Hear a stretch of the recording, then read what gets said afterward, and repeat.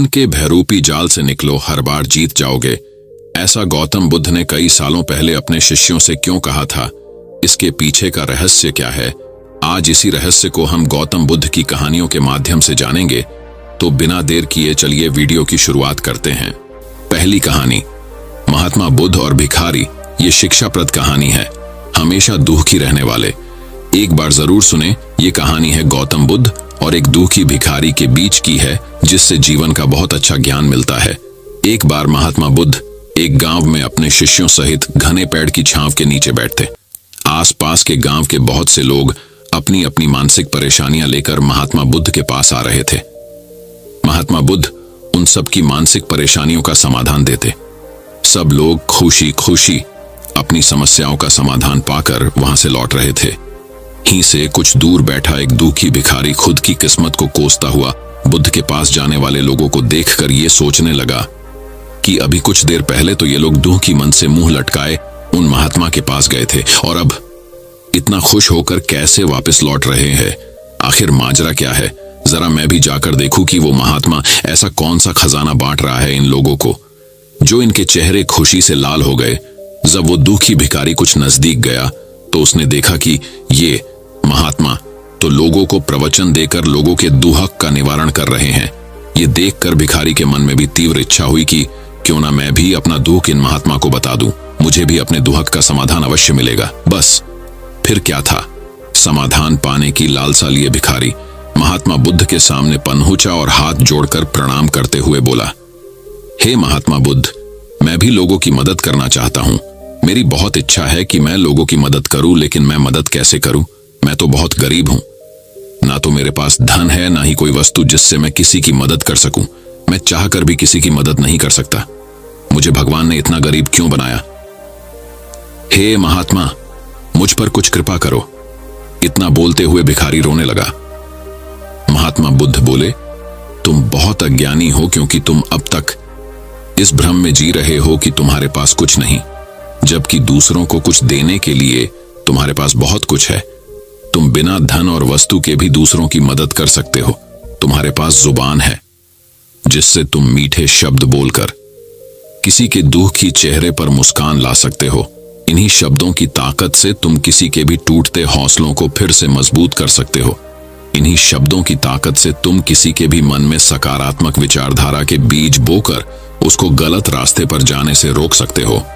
तुम्हारे पास 2 हाथ है, जिससे तुम किसी भी कमजोर और लाचार की मदद कर सकते हो। तुम्हारे पास 2 आंखें हैं, जिससे तुम किसी अंधे को रास्ता दिखा सकते हो। तुम किसी के लिए दुआ कर सकते हो सकता है तुम्हारी दुआ से किसी के बिगड़े काम फिर से बन जाए। तुम किसी के अच्छी सेहत की कामना कर सकते हो, लेकिन अज्ञानतावश तुम अब तक इस बात को समझ नहीं पाए और इस भ्रम में अब तक जीते रहे कि तुम्हारे पास मदद करने के लिए कुछ नहीं। किसी की मदद करने के लिए धन और वस्तु का होना अनिवार्य नहीं है। बिना धन और वस्तु के भी हम कई प्रकार से लोगों की मदद कर सकते हैं। महात्मा बुद्ध के ज्ञान भरे इन सुंदर वचनों को सुन भिखारी के चेहरे पर मुस्कान आ गई और वो खुशी से झूमता हुआ वहां से चला गया। तो दोस्तों, इस कहानी से हमने क्या सीखा? महात्मा बुद्ध के इन बातों से कितना सुंदर ज्ञान जानने को मिला। आज के समय में ऐसे ही बहुत से लोग हैं जो यही सोच सोच कर दुखी होते रहते हैं कि मेरे पास ये नहीं वो नहीं, बल्कि जो है उसी में संतोष करना सीखो और बिना किसी मतलब के लोगों की मदद करो। इन्हीं से आपको परम सुख की प्राप्ति होगी। तो दोस्तों, ये आपको कैसी लगी जरूर बताना। तो दोस्तों, चलिए बढ़ते हैं हमारी दूसरी कहानी की तरफ। दूसरी कहानी, भिक्षु का खजाना। नमस्कार दोस्तों, स्वागत है आज आपका एक और नई कहानी भिक्षु का खजाना में। यदि आप एक तनाव रहित जीवन जी रहे हो, कितने भी विचार आपको परेशान कर रहे हैं, तो यह कहानी आपके इन तमाम दुखों का निवारण कर सकती है। एक बार एक राज्य के राजा ने अपने महल में एक बौद्ध भिक्षु को बुलाया। राजा ने भिक्षु से कहा, अगर आपसे मैं कुछ मांगूंगा तो क्या आप मुझे देंगे? बौद्ध भिक्षु ने कहा, जरूर, बताइए क्या चाहिए आपको? राजा ने कहा, क्या आप मुझे अपना यह भिक्षा पात्र दे सकते हैं? बौद्ध भिक्षु ने बिना कोई प्रश्न किए अपना भिक्षा पात्र राजा को दे दिया। अब सिर्फ तन पर कपड़े हो के अलावा सांसारिक वस्तु के नाम पर कुछ भी शेष नहीं था भिक्षु के पास। राजा ने बदले में बौद्ध भिक्षु को एक बद्धा सा सोने का कटोरा दे दिया जिसमें चारों तरह मोती जड्डे हुए थे। बौद्ध भिक्षु ने उस कटोरे को हाथ में लिया और जंगल में बनी अपनी कुटिया की तरफ चलने लगे। वे रास्ते से गुजर ही रहे थे कि एक चोर ने उनके हाथ में वो कीमती सोने का कटोरा देख लिया। चोर उस कटोरे को चुराने के मन से बौद्ध भिक्षु का पीछा करता रहा। बौद्ध भिक्षु ने महसूस कर दिया था कि एक चोर उनका पीछा कर रहा है। उन्होंने सोचा कि सोने के कटोरे की वजह से ये चोर उनकी मानसिक शांति को खराब कर सकता है और उस चोर को इस कटोरे को चुराने के लिए बहुत मेहनत भी करनी पड़ेगी, इसलिए ये कटोरा उस चोर को ही दे देना उचित होगा। फिर जब वो भिक्षु अपनी कुटिया के द्वार पर पहुंचे तो उस सोने के कटोरे को कुटिया के बाहर ही फेंककर अपनी कुटिया में चले गए। चोर एक पेड़ के पीछे छिपा ये सब कुछ देख रहा था। चोर ने जब देखा कि भिक्षु सोने का पात्र बाहर ही फेंककर कुटिया में चला गया तो उसने सोचा कि जरूर उस भिक्षु ने कुटिया में इससे भी ज्यादा बहुत सी बहुमूल्य वस्तुएं व धन छुपा कर रखे होंगे, इसीलिए वो इसे बाहर ही फेंककर अंदर चला गया। यह सोचकर वो चोर कुटिया के अंदर जाने का प्रयास करता है। कुटिया के अंदर वो बौद्ध भिक्षु ध्यान में पूरी तरह लीन होते हैं। चोर दबे पांव कुटिया के अंदर प्रवेश करता है और चारों तरफ नजरें घुमाकर देखने लगता है, लेकिन कुटिया तो पूरी तरह से खाली थी। चोर को कुटिया में कोई भी बहुमूल्य धातु खजाना नजर नहीं आ रहा था। यह सोचकर वो चोर और भी ज्यादा आश्चर्यचकित रह जाता है। चोर मन ही मन सोचने लगता है कि जब इस भिक्षु के पास कुछ भी नहीं है तो उसने उस सोने के कटोरे को कुटिया के बाहर ही क्यों फेंक दिया। फिर उसने खुद से कहा, इससे मुझे क्या, इस साधु के पास कुछ हो ना हो, मुझे तो उस कटोरे को लेकर यहां से निकल लेना चाहिए। चोर कुटिया के बाहर जाकर उस कटोरे को उठाने लगता है कि तभी उसके मन में वही प्रश्न उठता है कि आखिर उस भिक्षु के पास ऐसा क्या है कि उसे इस सोने के कटोरे की परवाह नहीं। उसके अंदर इस प्रश्न का जवाब जानने की जिज्ञासा बढ़ती जा रही थी, इसलिए वो फिर से कुटिया के अंदर जाता है और जाकर बौद्ध भिक्षु के पास बैठकर उनकी आंखें खुलने का इंतजार करने लगता है। थोड़ी देर बाद जब बौद्ध भिक्षु अपनी आंखें खोलते हैं तो वो उसी चोर को अपने सामने बैठा देखते हैं जो उनका पीछा कर रहा था। भिक्षु उस चोर को देखकर मुस्कुराते हैं और कहते हैं कि तुम आ गए। चोर ने कहा, महाराज, मैंने आपका बहुत दूर से इस कुटिया तक पीछा किया। मैं बस ये जानना चाहता हूं कि आपने उस सोने के कटोरे को कुटिया के बाहर ही क्यों फेंक दिया। आखिर आपके पास ऐसा कौन सा धन है जो उस मोतियों से जड्ढे कीमती सोने के कटोरे से भी ज्यादा बहुमूल्य है। ये सुन वो बौद्ध भिक्षु मुस्कुराए और बोले, मेरे दोस्त, मेरे पास एक ऐसा खजाना है जिसे तुम देख नहीं सकते। चोर ने फिर से जिज्ञासा भरे मन से पूछा, क्या खजाना? ऐसा कौन सा खजाना है वो, मुझे बताओ। भिक्षु बोले, मेरे पास ध्यान का खजाना है जिसके सामने दुनिया की सारी दौलत भी फीकी है। यह सुन वो चोर बौद्ध भिक्षु के पैर पकड़ लेता है और कहता है, महाराज, हो सके तो मुझे माफ कर दें। मैं एक लुटेरा हूं और मैं यहां आपको लूटने के उद्देश्य से ही यहां आया था, लेकिन आप तो एक संत आदमी निकले। आपसे मुझे इस दुनिया की कोई धन दौलत नहीं चाहिए। क्या आप मुझे अपने ध्यान के खजाने से एक छोटा सा हिस्सा दे सकते हो ताकि मैं भी आपकी तरह शांति को प्राप्त हो सकूं? बौद्ध भिक्षु बोले, हाँ, क्यों नहीं। अगर तुम चाहो तो तुम भी मेरी तरह ध्यान के माध्यम से सुकून, संतुष्टि और शांति रूपी खजाने को प्राप्त कर सकते हो। इसके लिए तुम्हें ध्यान लगाना सीखना होगा। ध्यान में बहुत ताकत होती है। यह ऊर्जा को स्थानांतरित कर मन को स्थिर करता है, बेवजह के विचारों को खत्म कर लालसा को समाप्त करता है, और जब लालसा नहीं रहती तो मन से बेवजह के विचार समाप्त हो जाते हैं। मन परम शांति को प्राप्त होता है और अद्भुत सुकून का एहसास कर जीवन का आनंद लेता है। ध्यान करने के लिए तुम्हें एक शांत, सुरक्षित और आरामदायक स्थान का चुनाव करना होगा। फिर वहां जमीन पर एक चटाई बिछाकर उस पर चौखट ढी मारकर बैठ जाना है। तुम्हें अपने रीढ़ की हड्डी सीधी रखनी है, आंखें बंद करनी है और गहरी सांस लेनी है। तुम्हें अपनी दोनों हथेली अपने घुटनों पर ऊपर की तरह रखनी है। इसे ध्यान मुद्रा कहते हैं। तुम्हें अपना ध्यान अपनी सांसों की तरफ केंद्रित करना है। तुम्हारी सांसें जितना ज्यादा छोटी और गहरी होती जाएंगी, तुम उतना ही ज्यादा ध्यान के सागर में डूबते जाओगे। तुम्हें अपनी हर एक आने जाने वाली सांस पर ध्यान केंद्रित करना है। अगर तुम्हारे मन में बार बार विचार आ रहे हैं तो इसका मतलब तुम सांसों पर ध्यान केंद्रित नहीं कर रहे। धीरे धीरे तुम्हारे मन से विचार समाप्त होते होते शून्य हो जाएंगे। मन बहुत हल्का महसूस होगा। यह ध्यान का वह स्तर होगा जब तुम्हें परम शांति और आनंद की अनुभूति होने लगेगी। यही गहरे ध्यान की अनंत अवस्था है। ये 1 या 2 दिन में नहीं होगा, इसका प्रयास तुम्हें रोज करना होगा। चोर ने अब चोरी डाका छोड़ रोज नियमित रूप से ध्यान लगाना शुरू कर दिया। कुछ ही दिनों में चोर को स्वयं में बहुत परिवर्तन नजर आया। उसे अपने अंदर सकारात्मक ऊर्जा का एहसास होने लगा। चोर का जीवन पूरी तरह से बदल चुका था। तो उम्मीद करता हूं भिक्षु का खजाना से आज आपके दुखों का निवारण जरूर हुआ होगा। तो दोस्तों, चलिए बढ़ते हैं हमारी तीसरी कहानी की तरफ। तीसरी कहानी, धर्म का सौदा। भगवान बुद्ध एक बार काशी में एक किसान के घर भिक्षा मांगने चले गए।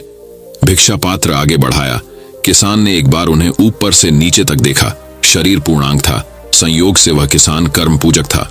गहरी आंखों से देखता हुआ बोला, मैं तो किसान हूं, अपना परिश्रम करके अपना पेट भरता हूं, साथ में और भी कई व्यक्तियों का। तुम क्यों बिना परिश्रम किए भोजन प्राप्त करना चाहते हो? बुद्ध ने अत्यंत ही शांत स्वर में उत्तर दिया, मैं भी तो किसान हूं, मैं भी खेती करता हूं। किसान ने आश्चर्य से भरकर प्रश्न किया, फिर अब भिक्षा क्यों मांग रहे हैं? भगवान बुद्ध ने किसान की शंका का समाधान करते हुए कहा, क्योंकि वत्स, वह खेती आत्मा की है। मैं ज्ञान के हल से श्रद्धा के बीज बोता हूं, तपस्या के जल से सींचता हूं, विनय मेरे हल की हरिस, विचारशीलता फल और मन नरैली है, सतत अभ्यास का ध्यान मुझे उस गंतव्य की ओर ले जा रहा है जहां न दुख है न संताप। मेरी इस खेती से अमरता की फसल लहराती है। ऐसे में यदि तुम मुझे अपनी खेती का कुछ भाग दो और मैं तुम्हें अपनी खेती का कुछ भाग दूं, तो क्या यह सौदा अच्छा न रहेगा? किसान की समझ में बात आ गई और वह तथागत के चरणों में अवनत हो गया। तो दोस्तों, चलिए बढ़ते हैं हमारी चौथी कहानी की तरफ। चौथी कहानी, पंडित और मूर्ख। श्रावस्ती के 2 युवकों में बड़ी प्रगाढ़ मैत्री थी। दोनों ही दूसरों की जेब काटने का धंधा करते थे। एक दिन भगवान बुद्ध का एक स्थान पर प्रवचन चल रहा था। अच्छा अवसर जानकर दोनों मित्र वहीं जा पहुंचे। उनमें से एक को भगवान बुद्ध के प्रवचन बहुत अच्छे लगे और वह ध्यानावस्थित होकर उन्हें सुनने लगा। दूसरे ने कई जेबें इस बीच साफ कर लीं। शाम को दोनों घर लौटे। एक के पास धन था, दूसरे के पास सद्विचार। गिरहकट ने व्यंग्य करते हुए कहा, तू बड़ा मूर्ख है रे, जो दूसरों की बातों से प्रभावित हो गया। अब इस पांडित्य का ही भोजन पका और पेट भर, अपने पूर्वकृत कर्मों से दुखी। दूसरा गिरहकट बुद्ध के पास लौटा और उनसे सब हाल कहा। बुद्ध ने समझाया, वत्स, जो अपनी बुराइयों को मानकर उन्हें निकालने का प्रयत्न करता है वही सच्चा पंडित है, पर जो बुराई करता हुआ भी पंडित बनता है वही मूर्ख है। तो दोस्तों, चलिए बढ़ते हैं हमारी 5वीं कहानी की तरफ। 5वीं कहानी, सधन्यवाद। वापस एक बार की बात है, भगवान बुद्ध ज्ञान का प्रचार करने के क्रम में घूमते हुए एक ब्राह्मण के घर ठहरे। उस समय ब्राह्मण बुद्ध से काफी खफा रहते थे, क्योंकि ब्राह्मणों को लगता था कि बुद्ध ने उसके धर्म को नुकसान पहुंचाया है। खैर, ब्राह्मण को मालूम हुआ कि वह बुद्ध हैं, तो उसने जी भरकर गालियां दी। अब शब्द कहे और तुरंत उसके घर से निकल जाने को कहा। बुद्ध देर तक सुनते रहे। जब उस ब्राह्मण ने बोलना बंद किया तो उन्होंने पूछा, द्विजवर, आपके यहाँ कोई अतिथि आते होंगे तो आप उनका सुंदर भोजन और मिठाई से स्वागत करते होंगे। इसमें क्या शक, उसने उत्तर दिया, और यदि किसी कारणवश मेहमान खाने से इनकार कर दे तो आप उन पकवानों को फेंक देते होंगे। फेंक क्यों देते हैं, हम स्वयं ग्रहण कर लेते हैं, उन्होंने विश्वासपूर्वक उत्तर दिया। तो हम आपकी यह गालियों की भेंट स्वीकार नहीं करते, अपनी वस्तु आप ग्रहण करिए। यह कहकर बुद्ध मुस्कुराते हुए वहां से चल पड़े। तो दोस्तों, चलिए बढ़ते हैं हमारी 6ठी कहानी की तरफ। 6ठी कहानी, निष्ठा की भूख। शौरपुच्छ नामक वणिक ने एक बार भगवान बुद्ध से कहा, भगवान, मेरी सेवा स्वीकार करें। मेरे पास 1 लाख स्वर्ण मुद्राएं हैं, वह सब आपके काम आएंगे। बुद्ध कुछ न बोले, चुपचाप चले गए। कुछ दिन बाद वह पुनः तथागत की सेवा में उपस्थित हुआ और कहने लगा, देव, यह आभूषण और वस्त्र ले लें दूं, क्योंकि काम आएंगे, मेरे पास अभी बहुत सा द्रव्य शेष है। बुद्ध बिना कुछ कहे वहां से उठ गए। शौरपुच्छ बड़ा दुखी था कि वह गुरुदेव को किस तरह प्रसन्न करे। वैशाली में उस दिन महान धर्म सम्मेलन था। हजारों व्यक्ति आए थे। बड़ी व्यवस्था जुटानी थी। सैकड़ों शिष्य और भिक्षु काम में लगे थे। आज शौरपुच्छ ने किसी से कुछ न पूछा, काम में जुट गया। रात बीत गई, सब लोग चले गए, पर शौरपुच्छ बेसुध कार्य निमग्न रहा। बुद्ध उसके पास पहुंचे और बोले, शौरपुच्छ, तुमने प्रसाद पाया या नहीं? शौरपुच्छ का गला रूंध गया। भाव विभोर होकर उसने तथागत को सादर प्रणाम किया। बुद्ध ने कहा, वत्स, परमात्मा किसी से धन और संपत्ति नहीं चाहता, वह तो निष्ठा का भूखा है। लोगों को निष्ठाओं में ही वह रमण किया करता है। आज तुमने स्वयं यह जान लिया, तो दोस्तों चलिए बढ़ते हैं हमारी 7वीं कहानी की तरफ। 7वीं कहानी कुमारिल का पश्चाताप। बौद्ध धर्म की नास्तिकवादी विचारधारा का खंडन करने के लिए कुमारिल भट्ट ने प्रतिज्ञा की और उसे पूरा करने के लिए उन्होंने तक्षशिला के विश्वविद्यालय में बौद्ध धर्म का गहन अध्ययन पूरा किया। उन दिनों की प्रथा के अनुसार छात्रों को आजीवन बौद्ध धर्म के प्रति आस्थागत रहने की प्रतिज्ञा करनी पड़ती थी, तभी उन्हें विद्यालय में प्रवेश मिलता था। कुमारिल ने झूठी प्रतिज्ञा ली और शिक्षा समाप्त होते ही बौद्ध मत का खंडन और वैदिक धर्म का प्रसार आरंभ कर दिया। अपने प्रयत्न में उन्हें सफलता भी बहुत मिली। शास्त्रार्थ की धूम मचाकर उन्होंने शून्यवाद की निस्सारता सिद्ध करके लड़खड़ाती हुई वैदिक मान्यताएं फिर मजबूत बनाई। कार्य में सफलता मिली, पर कुमारिल का अंत करण विक्षुब्ध ही रहा। गुरु के सामने की हुई प्रतिज्ञा एवं उन्हें दिलाए हुए विश्वास का घात करने के पाप से उनकी आत्मा हर घड़ी दुखी रहने लगी। अंत में उन्होंने इस पाप का प्रायश्चित करने के लिए अग्नि में जीवित जल जाने का निश्चय किया। इस प्रायश्चित के करुण दृश्य को देखने देश भर के अगणित विद्वान पहुंचे। उन्हीं में आदि शंकराचार्य भी थे। उन्होंने कुमारिल को प्रायश्चित न करने के लिए समझाते हुए कहा, आपने तो जनहित के लिए वैसा किया था, फिर प्रायश्चित क्यों करें? इस पर कुमारिल ने कहा, अच्छा काम भी अच्छे मार्ग से ही किया जाना चाहिए। कुमार्ग पर चलकर श्रेष्ठ काम करने की परंपरा गलत है। मैंने आपत्ति धर्म के रूप में वह छल किया, पर उसकी परंपरा आरंभ नहीं करना चाहता। दूसरे लोग मेरा अनुकरण करते हुए अनैतिक मार्ग पर चलते हुए अच्छे उद्देश्य के लिए प्रयत्न करने लगे, तो इससे धर्म और सदाचार ही नष्ट होगा और तब प्राप्त हुए लाभ का कोई मूल्य न रह जाएगा। अतएव सदाचार की सर्वोत्कृष्टता प्रतिपादित करने के लिए मेरा प्रायश्चित करना ही उचित है। कुमारिल प्रायश्चित की अग्नि में जल गए। उनकी प्रतिपादित आस्था सदा अमर रहेगी। तो दोस्तों चलिए बढ़ते हैं हमारी 8वीं कहानी की तरफ। 8वीं कहानी, जन्म से सब शूद्र ही होते हैं। भगवान बुद्ध अनाथ पिंडक के जयतवन में ग्रामवासियों को उपदेश कर रहे थे। शिष्य अनाथ पिंडक भी समीप ही बैठा धर्म चर्चा का लाभ ले रहा था। तभी सामने से महाकाश्यप, सारिपुत्र, चुंद और देवदत्त आदि आते हुए दिखाई दिए। उन्हें देखते ही बुद्ध ने कहा, वत्स उठो, यह ब्राह्मण मंडली आ रही है, उसके लिए योग्य आसन का प्रबंध करो। अनाथ पिंडक ने आयुष्मानों की ओर दृष्टि दौड़ाई, फिर साश्चर्य कहा, भगवान आप संभवतः इन्हें जानते नहीं। ब्राह्मण तो इनमें कोई एक ही है, शेष कोई क्षत्रिय, कोई वैश्य और कोई अस्पृश्य भील है। गौतम बुद्ध अनाथ पिंडक के वचन सुनकर हंसे और बोले, तात जाति जन्म से नहीं, गुण, कर्म और स्वभाव से पहचानी जाती है। श्रेष्ठ राग रहित, धर्मपरायण, संयमी और सेवाभावी होने के कारण ही इन्हें मैंने ब्राह्मण कहा है। ऐसे पुरुष को तू निश्चय ही ब्राह्मण मान। जन्म से तो सभी जीव शूद्र होते हैं। तो दोस्तों चलिए बढ़ते हैं हमारी 9वीं रहस्यमयी कहानी की तरफ। 9वीं कहानी, सुजाता की खीर और बुद्ध का आत्म साक्षात्कार। सुजाता ने खीर दी। बुद्ध ने उसे ग्रहण कर परम संतोष का अनुभव किया। उस दिन उनकी जो समाधि लगी तो फिर 7वें दिन जाकर टूटी। जब वे उठे उन्हें आत्म साक्षात्कार हो चुका था। निरंजरा नदी के तट पर प्रसन्न मुख आसीन भगवान बुद्ध को देखने गई। सुजाता बड़ी विस्मित हो रही थी कि यह 7 दिन तक एक ही आसन पर कैसे बैठे रहे। तभी सामने से एक शव लिए जाते हुए कुछ व्यक्ति दिखाई दिए। उस शव को देखते ही भगवान बुद्ध हंसने लगे। सुजाता ने प्रश्न किया, योगीराज, कल तक तो आप शव देखकर दुखी हो जाते थे, आज वह दुख कहां चला गया? भगवान बुद्ध ने कहा, बालिके, सुख दुख मनुष्य की कल्पना मात्र है। कल तक जड़ वस्तुओं में आसक्ति होने के कारण यह भय था कि कहीं वह न छूट जाए, वह न बिछुड़ जाए। यह भय ही दुहक का कारण था। आज मैंने जान लिया कि जो जड़ है उसका तो गुण ही परिवर्तन है, पर जिसके लिए दुहक करते हैं वह तो न परिवर्तनशील है न नाशवान। अब तू ही बता, जो सनातन वस्तु पाले उसे नाशवान वस्तुओं का क्या दुहक? सुजाता यह उत्तर सुनकर प्रसन्न हुई और स्वयं भी आत्मचिंतन में लग गई। तो दोस्तों चलिए बढ़ते हैं हमारी 10वीं कहानी की तरफ। 10वीं कहानी, प्रमादी की पहचान। एक दिन भिक्षु संगाम जी ने भगवान बुद्ध से पूछा, भगवान, संसार के प्रमाद में पड़े हुए की क्या पहचान है? भगवान बुद्ध ने तत्काल कोई उत्तर न दिया और बातें करते रहे। दूसरे दिन कुंडिया नगर की कोलिय पुत्री सुप्पवासा के यहाँ उनका भोज था।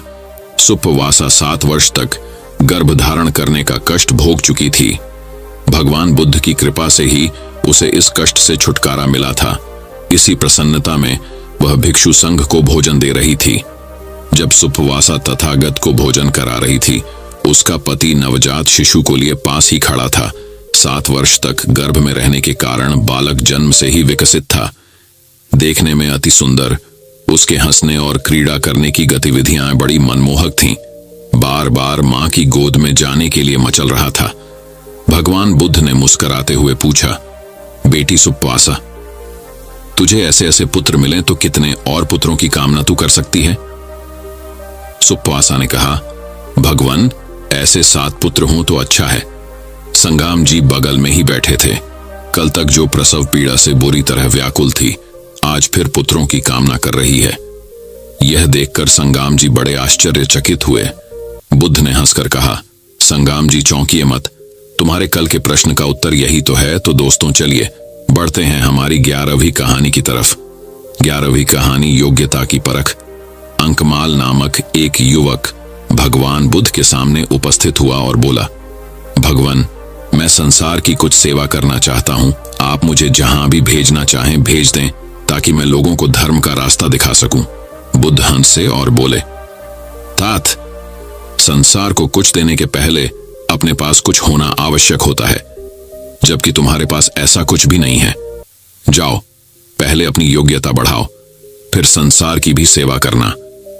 अंकमाल वहां से चल पड़ा और विभिन्न प्रकार के कलाओं के अभ्यास में जुट गया।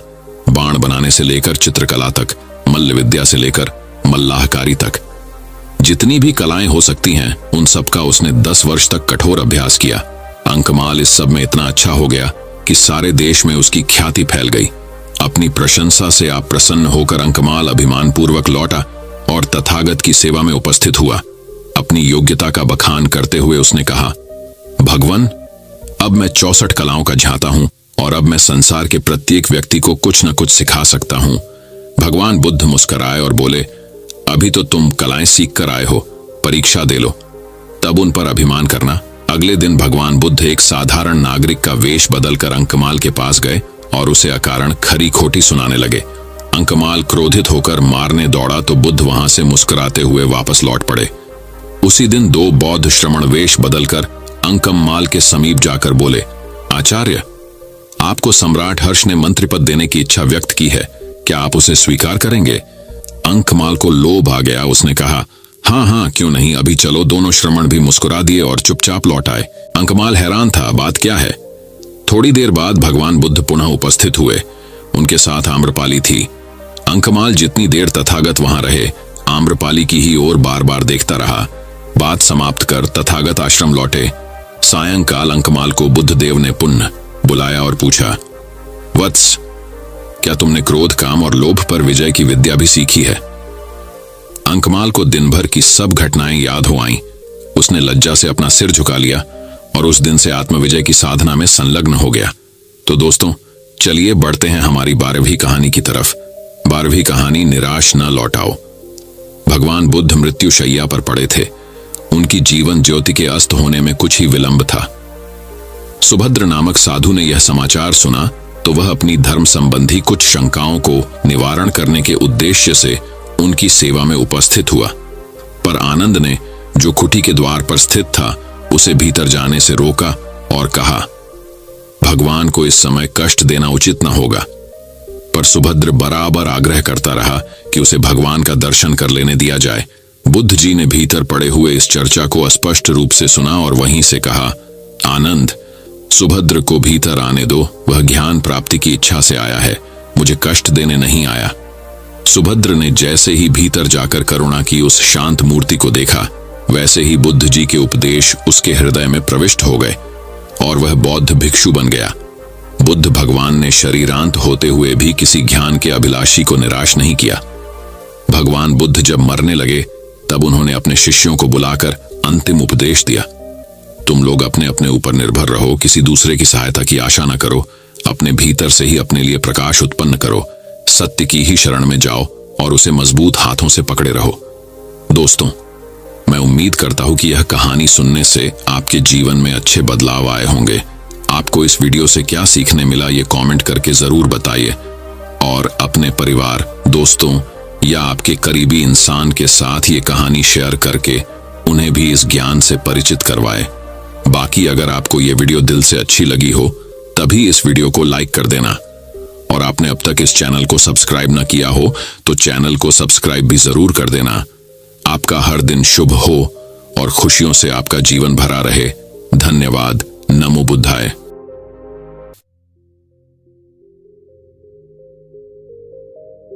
मन के भयरूपी जाल से निकलो, हर बार जीत जाओगे। ऐसा गौतम बुद्ध ने कई सालों पहले अपने शिष्यों से क्यों कहा था? इसके पीछे का रहस्य क्या है? आज इसी रहस्य को हम गौतम बुद्ध की कहानियों के माध्यम से जानेंगे।